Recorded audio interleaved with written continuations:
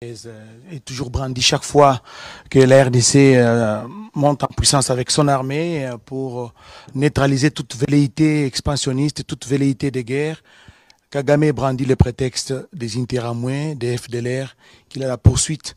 Il accuse même l'armée congolaise d'être de mèche, de collaborer avec les FDLR. Oui, le prétexte, c'est pratiquement dû à ce qu'on appelle pratiquement les privilèges de l'impunité. Parce que dans cette guerre, Kagame a été un instrument, une passerelle. Mais il est plus machiavélique, plus rusé, qu'il a pratiquement fait pire que ceux qui ont conçu le plan. Attendez, un instrument, une passerelle. Donc derrière lui, il y a de puissance ou des gens qui le poussent à faire ça. Effectivement, derrière lui, il y a des puissances. Je rappelle simplement que en 1993, les États-Unis ont subi un échec cuisant au niveau de la Somalie.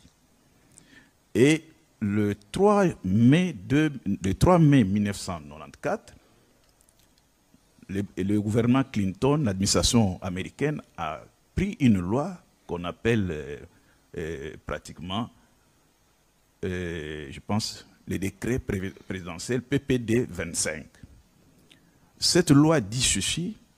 Donc, en fait, cette loi interdit aux troupes américaines d'aller sur le terrain. Mais 2 jours après, le 5 mai, la loi est explicite en disant que les Américains ne peuvent soutenir militairement et financièrement que les États, là où les intérêts nationaux américains sont mis en jeu. Et les intérêts nationaux américains, c'est en RD Congo.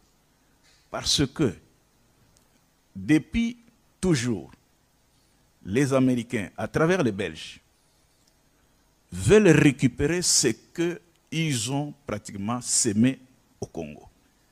Rapidement, c'est quoi exactement? Qu'est-ce qu'ils ont sémé? Rapidement, les constructions au Congo ne sont pas l'œuvre des Belges. C'est la Chase Bank, la banque de la famille Rockefeller, qui a prêté de l'argent aux Belges. Et les Américains estiment que les Congo utiles, caoutchouc, minerai, tout ce que vous voulez, leur appartient. Alors, puisque ce Congo-là leur appartient... Et ça, c'est votre analyse, Niké. Vous pouvez vérifier, hein, ce sont des analyses, je ne suis pas le seul à les dire. Puisque ce Congo-là leur appartient, ils ont droit de vie et de mort sur les richesses de la RDC. Alors, ils ont utilisé le Rwanda de Kagame.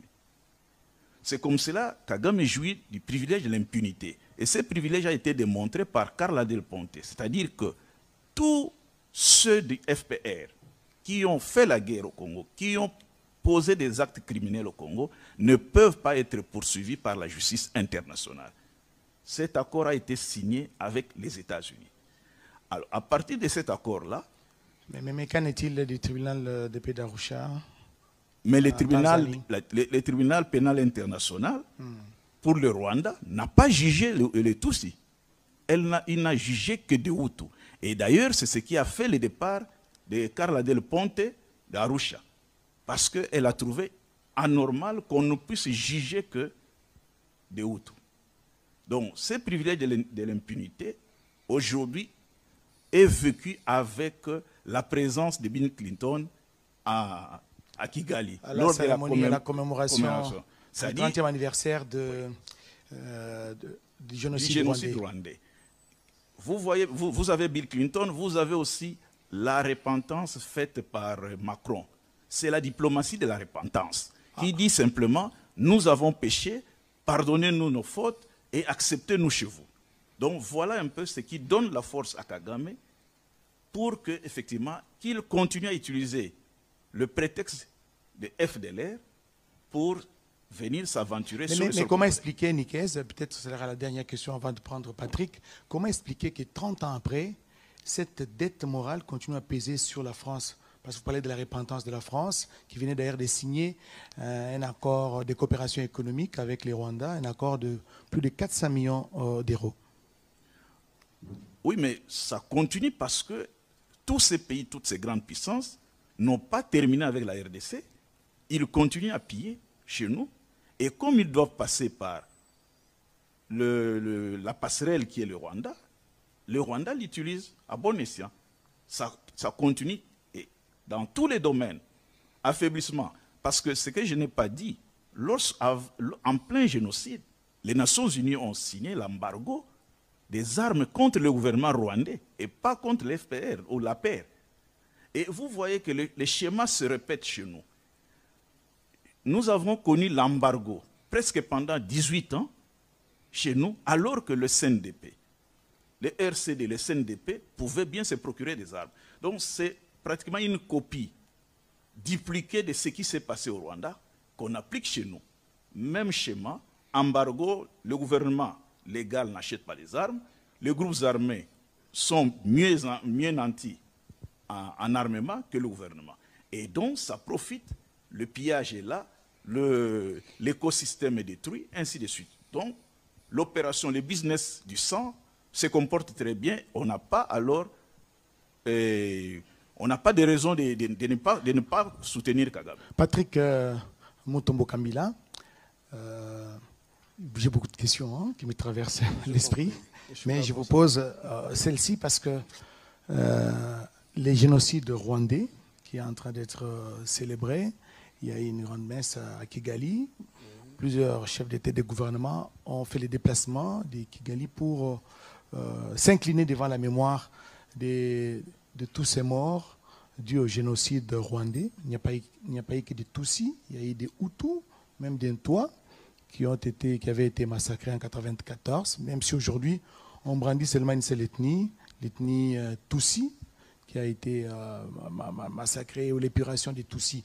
Mais moi je voudrais savoir, comment transporter, comment expliquer que les génocides rwandais commencent à se transporter sur les sols congolais, sur les théâtres des affrontements en RDC? Oui, d'abord il faut regarder cette question en analysant très bien les choses, comment elles se sont déroulées sous le maréchal Mobutu. Le président Habyarimana comme le président Mobutu Sese Seko étaient tous dans le giron français. Et la guerre qui s'est déroulée entre le régime du président Habyarimana contre le FPR du président Kagame était en réalité une transposition sur le sol africain d'un antagonisme entre anglo-saxons et français. Le régime ou l'armée du président Kagame, quand elle arrive de l'Ouganda pour prendre le pouvoir par les armes au Rwanda, elle vient en réalité pour chasser le protégé de Mitterrand.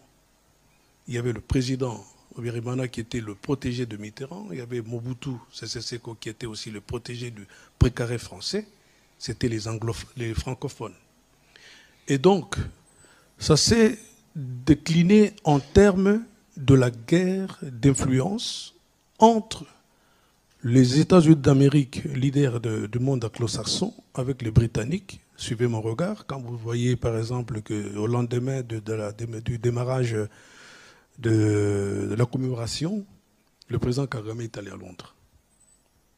Il a été accueilli avec faste. À Londres, il y a 2 ou 3 jours. Le président Bill Clinton s'est déplacé en personne à Kigali avec l'avion présidentiel qu'on appelle quoi, Force One. Force One. C'est autant de signaux. Air Force One. Air Force One. Il a atterri sur l'aéroport de Kigali avec Air Force One. Et quelques temps après, le disais-je, le président Kagame est allé à Londres. Bien sûr, avec cette histoire-là des migrants.